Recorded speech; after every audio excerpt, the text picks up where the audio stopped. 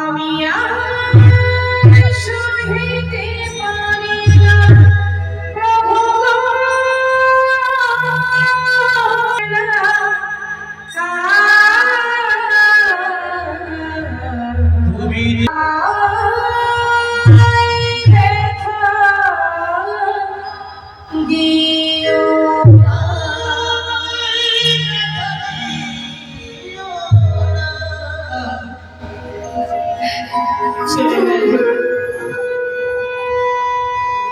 পিতার বলে পুত্র প্রাণ হারানো, দেখতে দেখতে প্রাণ পাখিটা উড়ে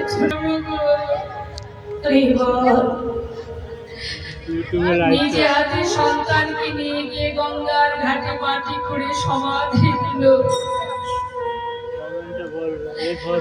গঙ্গা থেকে স্নান করে শুদ্ধ বসন করে ধারণ করে বিগ্রহ গোপীনাথের সামনে দাঁড়িয়ে বললেন, দয়াময়,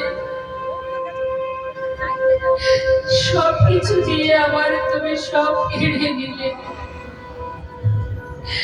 একটিবার বলো প্রভু, বাবা বলি ডাকবার সন্তান তো করবি রাখলে না।